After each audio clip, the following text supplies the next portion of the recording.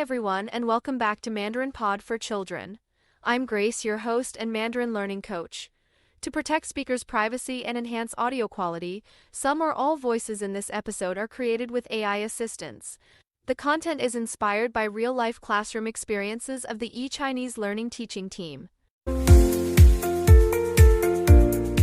Today's episode is for every parent who's ever asked themselves, did I start too early with Mandarin? Or wait, did we miss the best time to start?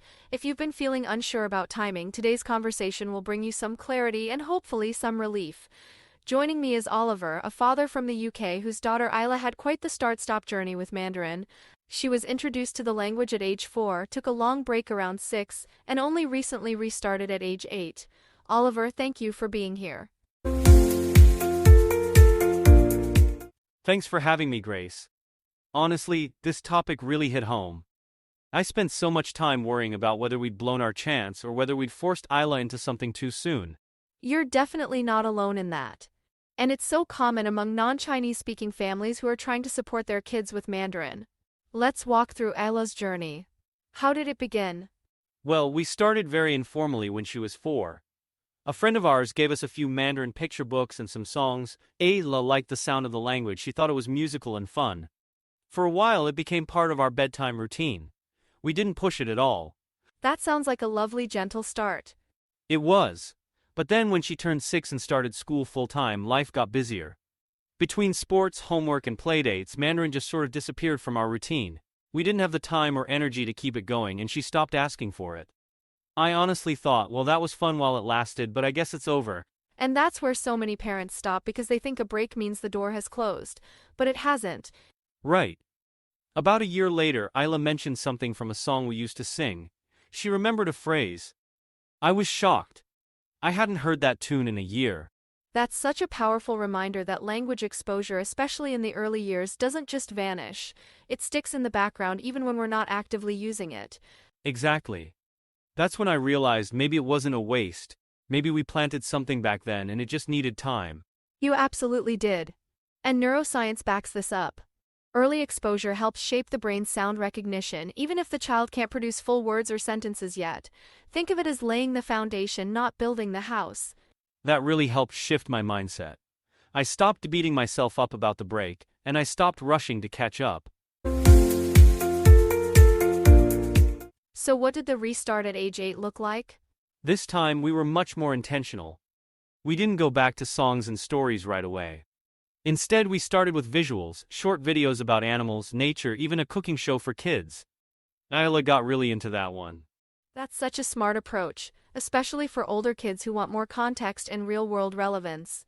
Visuals can carry meaning even when the words are new. Yes, and we also changed the structure. Instead of cramming Mandarin into busy school nights, we made Sunday mornings Mandarin time. That was her moment to pick the video or the game. No pressure, just routine. And consistency is everything. Kids thrive when things feel predictable and safe. We also stopped asking her to repeat words. That sounds odd, I know, but it worked. Instead, we'd pause the video and say, what do you think they're doing? Or can you guess what that word means? Sometimes she'd guess. Sometimes she'd just shrug. Either way, she was engaged. What I love about that is you shifted from performance to participation. You weren't testing her, you were inviting her curiosity. Exactly. And eventually she started saying the words back on her own. She'd repeat something from the video later that day while setting the table or brushing her teeth. That's a classic sign of language readiness. When they bring the words into daily life unprompted, you know it's sinking in. We also kept things small. Just one 20-minute session a week plus one game or song. That's it. No workbooks, no apps, no assignments. We figured if she looked forward to it, we were winning. You absolutely were. And I want to underline this for all our listeners. There is no perfect age to begin Mandarin. Some families start at age 3, others at 10. What matters is the tone, not the timing. That was a big realization for me.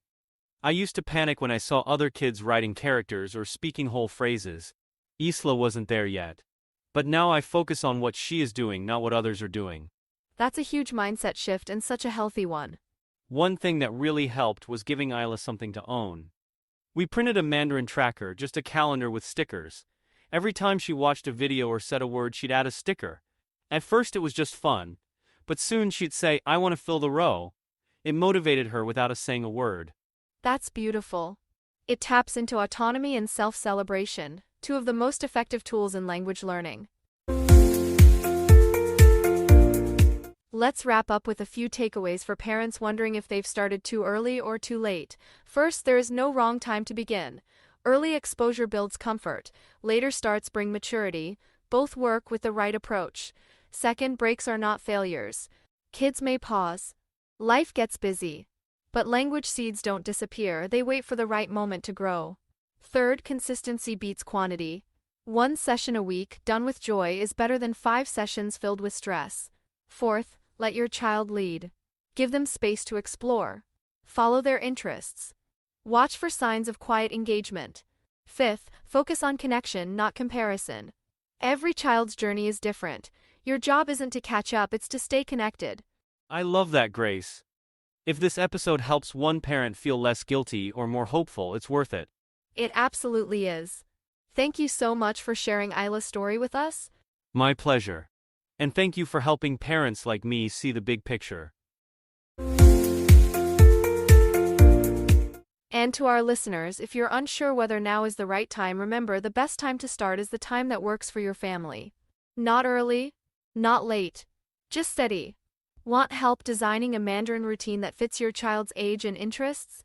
You can try a free one-on-one Mandarin lesson at eChineseLearning.com and work with a coach who understands both timing and temperament. Until next time, I'm Grace. Stay calm, stay curious, and remember, every start is a good start.